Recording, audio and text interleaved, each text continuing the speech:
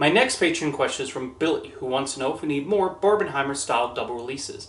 So here's the thing with Barbenheimer, and why I think this is a difficult thing to replicate. This whole notion of going to a double feature of Barbie and Oppenheimer was something that happened organically rather than being devised by the studios. Warner Brothers and Universal did not get together and say, hey, let's market our movies as a double feature. People online seem to find it amusing that two complete polar opposite movies from celebrated directors were opening the same day, and then it naturally spiraled into a big thing. It also helped that both films were widely liked, and there was genuine interest in both of these films. Barbie became a comedy event that generated a lot of discussion about its themes, while Oppenheimer became touted as a film to watch in premium formats like IMAX and 70mm. Greta Gerwig and Christopher Nolan have also been proven to be filmmakers who regularly make movies with mass audience appeal, so you need a very special case to make these kinds of double features work. For example, Paramount and Lionsgate tried to make a double feature of Paw Patrol the Mighty Movie and Saw X Thing. It did not happen because the typical audience going to see an ultra-violent horror movie is not going to buy a ticket to see a film based on a preschool show. I remember this summer people also joked about a Furiosa and Garfield double feature, but that also did not take off. One that could happen if the cards are played right is Gladiator 2 and Wicked. These are both epic movies, one following up a popular Best Picture winner, and the other based on one of the most successful Broadway musicals ever. Their respective studios are certainly putting a lot into advertising these films as big events, especially Wicked.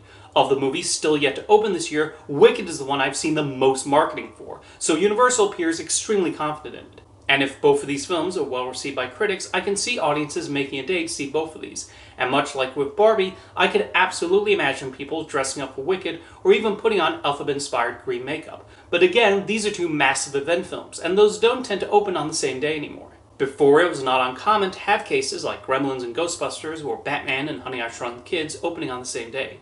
However, studios have this fear now of putting two major releases on the same day.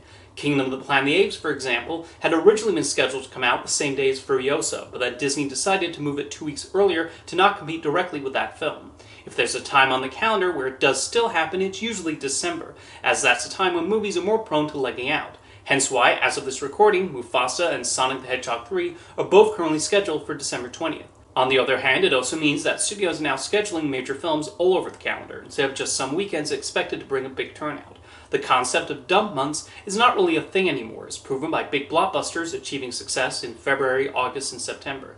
Not even 10 years ago would a studio temple like the new Beetlejuice sequel have opened on the weekend after Labor Day. And yet, there it is, and it proved to be a very smart time to open the movie. But back to the topic of double features, like I said, it needs to happen organically based on audience interest. I don't think studios can manufacture and force these kinds of double features unless they themselves decide to release certain movies on a double bill like in the old days.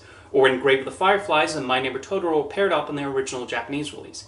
Now that must have certainly made for an emotional whiplash. Barbenheimer was a special case of so many things coming together that led to this cultural moment. We've seen before that internet memes don't necessarily translate to box office success, and the fact that Barbie and Oppenheimer continue to have staying power beyond the opening weekend showed that it was not just the proposed double feature that helped them perform so well.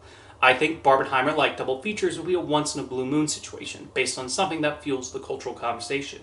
As we witnessed with Saw Patrol, you cannot just create the next Barbenheimer because two movies happen to open on the same day. If you want to have your own double feature, go right ahead, but don't expect everyone else to join in on it. Thank you for your question, Billy.